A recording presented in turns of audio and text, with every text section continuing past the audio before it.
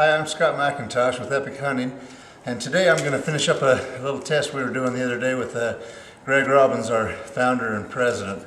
We're taking some shots with all kinds of arrows, with fixed blades, some field points, and some epics. We're trying to just see the difference on accuracy on longer shots. Greg was taking shots 60 yards, all the way from 30 up to 60.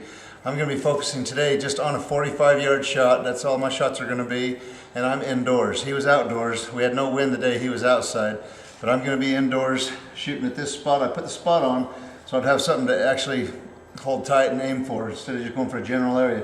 It's right in the center of the heart. I'm not going to be mentioning any other broadheads that I'm shooting. I'm just simply shooting a mixture of just some broadheads that are fixed blades.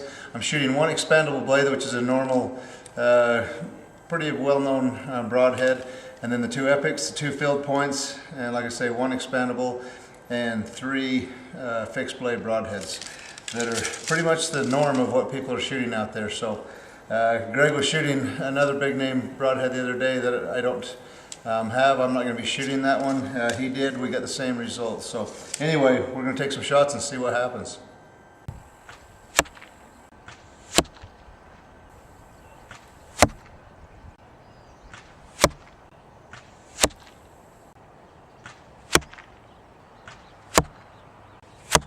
Okay, that was 50 yards. 50 yards, and admittedly some of these fixed heads were shooting, multiple times, so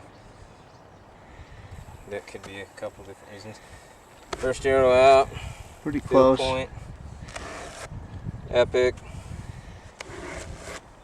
Epic.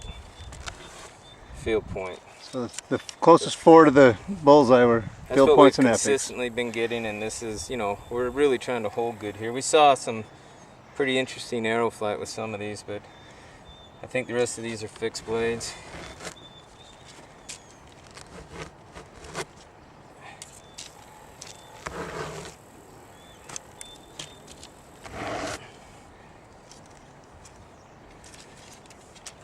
Which they shot somewhat consistent. They were just right and low, so you could change your sight to it, but to get your broadheads to fly the same place as your field points, it's pretty tough even with a well-tuned bow. Yeah, that's just what we're seeing, and that's, again, one of the advantages is getting zinged in with your field points and really getting to be as accurate as you possibly can and have the confidence of putting on a good broadhead that's going to fly in the exact same spot, so you can make good shot placement, which is what we found is the key to good animal retrieval is good shot placement. This one's going to be at the Glendale buck. 40. From 40 yards, we're going to shoot the Glendale buck with the all the arrows again. We're going to get the camera up here close, get it zoomed in on the kill zone.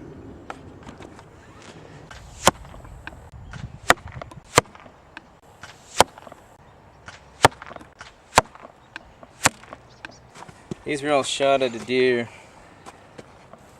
at 40 yards, and I would have to say that I probably let this one get away from me just a little bit up high. I knew I did, but I don't know, I can't remember. I think it's a field point. Yeah, it's a field point.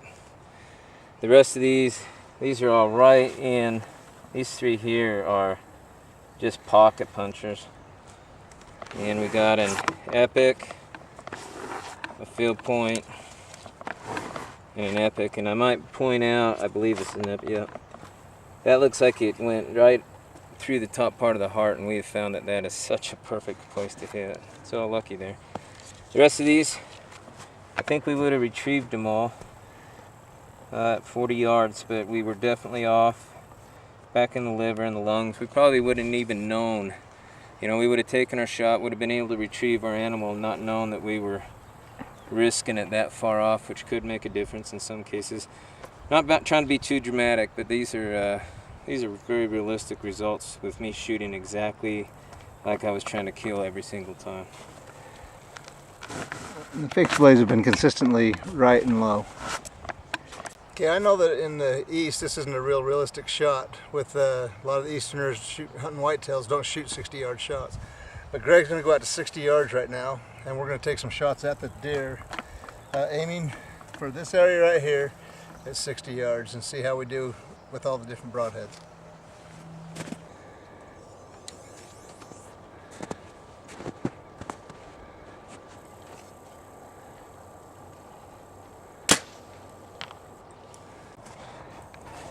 Okay, here we go again. This was at 60 yards. Took a little bit of a break. Probably getting a hair shaky, but we go field point, Epek XC-3, field point, Epek XC-3,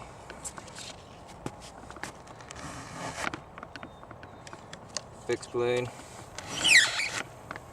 fixed blade,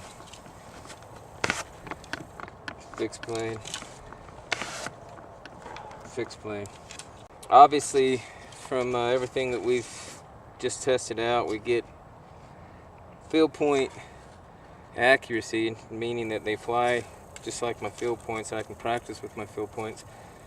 I know that I could get any broadhead to kind of tune in, but I wouldn't be able to switch back and forth with field points and broadheads. I'd have to change my sight and everything each and every time. But the biggest thing that we've seen too is that if you do get an errant shot with a small diameter, which is what field points kind of have to do in order to get any amount of accuracy, we haven't been seeing as much damage back in this area. Not that we're trying to promote shots in this area, but they happen, and when they do, we have been getting stories, quite a few, of retrieving dead animals within a decent amount of tracking, but short, 300, 200 yards. I think we've heard a couple 150 yards, but the gut shot with the larger diameter, the larger cutting diameter, is obviously going to be a little bit more effective. So just some thoughts there. This is at 20 yards, 1.5 inch dot that you can really hold on and look at and focus for, and he's going to shoot one field point, one Epek XC-3, and one fixed blade.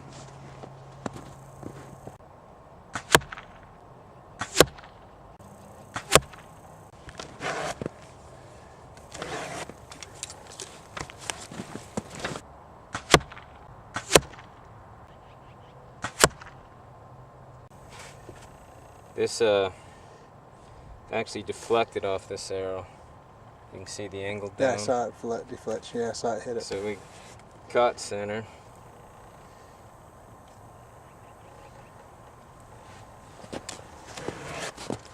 Hit pretty much in the same spot, and then here we're probably 3 inches at 20 yards. Probably dead. At 20 yards.